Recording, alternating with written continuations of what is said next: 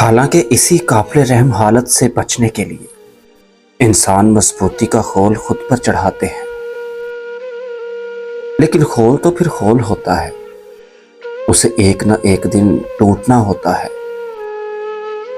مجھے اچھا نہیں لگ رہا۔ میں نے بھلے پھپھو کی مدد کی ہے، لیکن ان سے پوچھے بغیر اور ان کے علم میں لائے بغیر کی ہے۔ اگر انہیں پتہ چلا تو وہ بہت غصہ ہوں گی۔ کون بتائے گا انہیں؟ حرم نے بہت سکون سے پوچھا تھا۔ وجدان نے اس کی جانب آنکھیں گھمائیں۔ اگر انہیں کہیں اور سے پتہ چل گیا تو؟ اس مسئلے کے حل میں صرف دو لوگ ہی انوالو تھے، وجدان، ایک تم اور دوسرا میں اپنی ذمہ داری نبھاؤں گا اور تم اپنی۔ اس میں کہیں الجھاؤ نہیں۔ ہماری کور سٹوری ہر جھول سے پاک ہے۔ کور سٹوری؟ یہ اصطلاح تو جاسوس استعمال کرتے ہیں نا؟ غلط۔ یہ اصطلاح ہر وہ انسان استعمال کرتا ہے جو جھوٹ بولتا ہو۔ جھوٹ کے لیے بیک سٹوریز تیار کرنی پڑتی ہیں تاکہ اس جھوٹ کو وہ قابل یقین بنا سکیں۔ دوسرے الفاظ میں اسے تاویل بھی کہا جاتا ہے۔ یہ ایک ایسی بات ہوتی ہے جو جھوٹ کو سچ ثابت کرنے کی وجہ فراہم کرتی ہے۔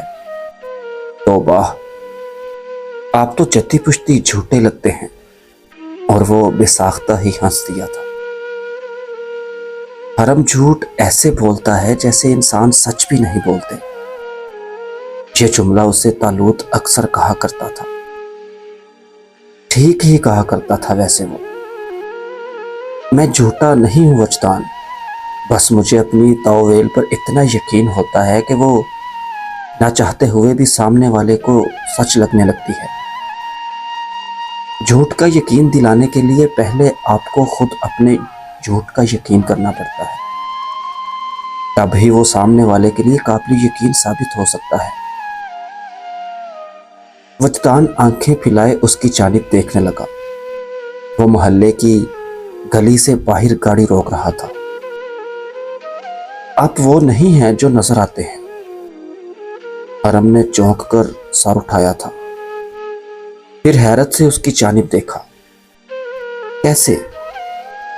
آپ کو دیکھ کر جھوٹی نہیں سچی باتوں کا خیال آتا ہے، جیسے کہ انسانی ہمدردی، مخلوق خدا کی خدمت کرنے کا جذبہ، سائل کی مدد کرنے والے بے حد رحم دل حرم بھائی۔ لیکن شاید آپ اندر کہیں کسی بیک سٹوری کے ساتھ جڑے ہوئے ہیں اور یہ سب آپ کے کور کا حصہ ہو۔ اسے موقع دیے بغیر اس نے اگلے ہی لمحے چہرے پر ہیٹ گرایا اور پھر گاڑی سے اتر گیا تھا۔ وہ چند پل اسٹیئرنگ وہیل کو تھامے جمع سا بیٹھا رہا۔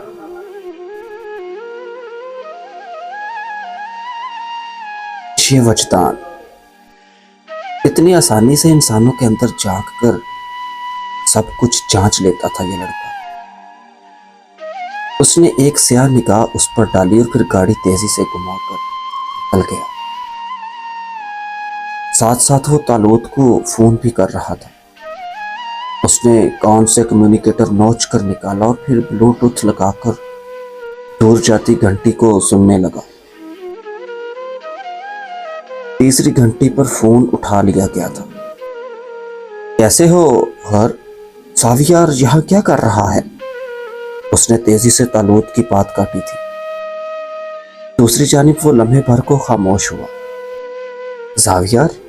ہاں زاویار۔ وہ یہاں کیا کر رہا ہے؟ وہ میرے دائروں میں کیسے داخل ہو رہا ہے؟ اسے کس نے بتایا کہ میں ایک اہم کام سار انجام دے رہا ہوں؟ وہ میرے سر پر پہنچ کر سارا کھیل بگاڑ چکا تھا۔ چند پل طالوت کی جانب سے کوئی بھی جوابی کارروائی نہیں کی گئی۔ وہ خاموش تھا اور حرم اس کو خاموشی کے حالت میں دیکھ کر مزید طیش میں آ رہا تھا۔ اب کچھ بول کیوں نہیں رہے ہو؟ تمہیں نقصان نہیں پہنچائے گا وہ۔ اپنے کام کے لیے نمودار ہوا ہے منظر عام پر۔ اس کا مطلب ہے کہ یہ سب تمہارے علم میں تھا، تمہیں پتا تھا کہ وہ یوں منظر عام پر دکھائی دے گا۔